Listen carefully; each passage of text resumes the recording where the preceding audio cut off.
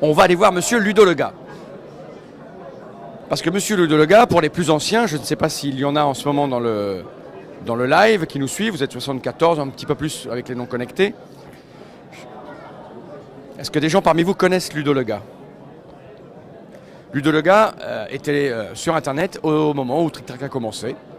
Donc dans les années 2000, il y avait un certain nombre déjà de blogs qui existaient et Ludo Lega s'occupait d'un site qui s'appelait Ludo Lega sur lequel il écrivait ce qu'il pensait sur les jeux et surtout avec cette spécificité qui était de faire des comptes rendus de parties.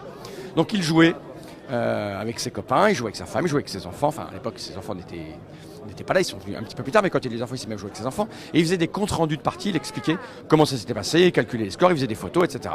Donc c'était le site où il y avait le plus de comptes rendus de parties, ce qui à l'époque était intéressant puisqu'il n'y avait pas les vidéos. Pour se faire une idée, lui il expliquait bien tout ça.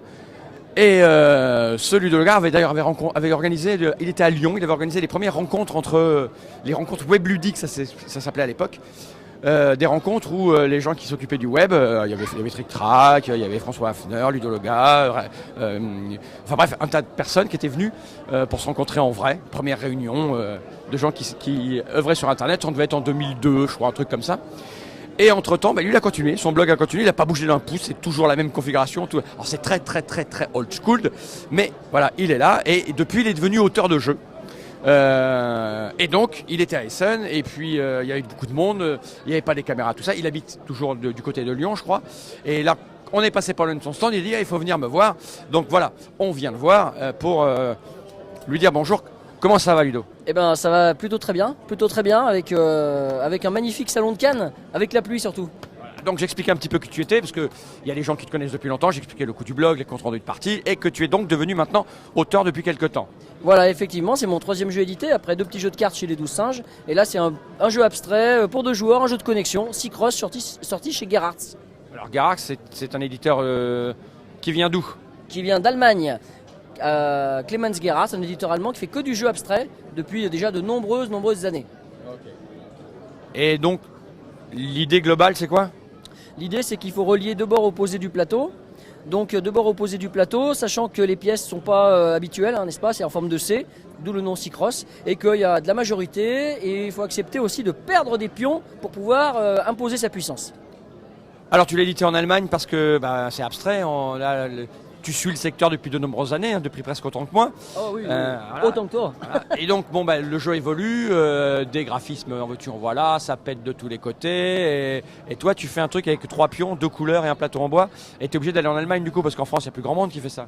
En France c'est pas très facile effectivement, le jeu abstrait, on me dit tout le temps le jeu abstrait en France c'est très difficile, à part les gros classiques évidemment. En Allemagne il y a quelques éditeurs qui font que du jeu abstrait, dont Gerhardt, et il y en a d'autres mais il y en a très peu. Et voilà, il faut être chez eux, quoi. C'est l'idéal. Alors, l'idéal, c'est d'être édité par eux parce que manifestement, ils connaissent leur métier, c'est du bel ouvrage. Hein. Mais ce bel ouvrage, on peut l'acheter où en France? Comment ça se passe pour la distribution? Alors en France, donc, on a monté une micro-entreprise qui s'appelle strigidae.net. Et voilà, strigidae.net. Alors, petit prospectus. Hop, voilà, petit prospectus qui va bien. Et donc le jeu est distribué par nous en France. Il est possible de le commander sur Internet. Et puis, c'est la cerise sur le gâteau, je peux faire la dédicace. Okay, oui. Parce qu'on peut le trouver exclusivement que via cette structure? Pour l'instant oui, alors il y a quelques boutiques qui sont passées me voir ici au salon, mais pour l'instant via cette structure vous êtes sûr de pouvoir l'avoir. Ouais.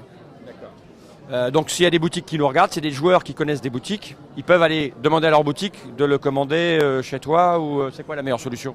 La meilleure solution c'est que les boutiques se tournent vers Gerhardt directement, puisque effectivement ils sont revendeurs, les boutiques comme nous finalement. Et ça coûte combien alors? Alors le jeu est à 57,50 €, voilà, avec un plateau en hêtre massif, super bien travaillé. C'est une maison artisanale, Gerhardt.